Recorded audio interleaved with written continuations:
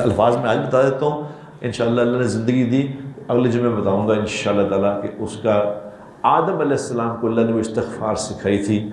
جو یہ استغفار سیکھ کے اس کو اپنی زندگی کا حصہ بنا لے گا نا، اللہ اس کے ساتھ کو عجیب و غریب معاملہ کرے گا کہ اس کا ہر کام اس کے مانگنے سے پہلے ہو جایا کرے. اللہم انکا تعلم سری و علانیتی فاقبل معذرتی وتعلم حاجتی فآتینی سولی وتعلم ما فی نفسی فاغفر لی ذنوبی.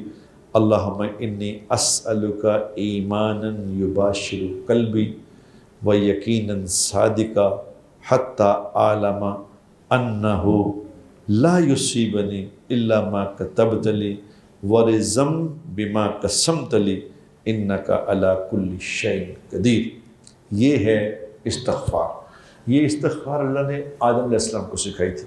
اس پہ کیا ملے گا اور کیا ہوگا یہ بتاؤں گا، لیکن یہ سمجھ لو اس کے صرف دو بول کا مطلب بتاتا ہوں، پھر ان دو بولوں کا مطلب آپ یہ سمجھ لو، باقی انشاءاللہ اگلے.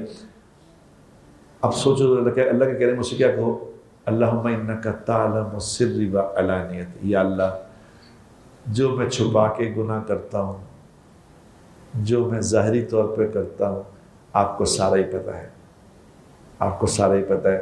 یا اللہ معافی دے دے. وَتَعْلَمُ حَاجَتِي.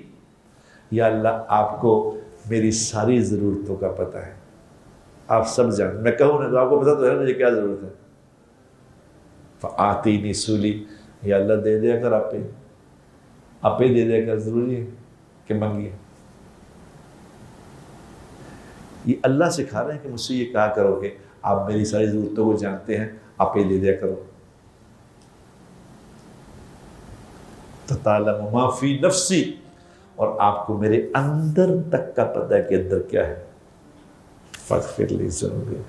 یا اللہ بس معافی کر دے، معافی کر. یہ استغفار ہے جو اس کو سیکھ کے اس کو صبح شام 3 دفعہ پڑھ لے گا، اس کا ہر کام، اس کی ہر ضرورت کہنے کے بغیر پوری ہوا کرے گی.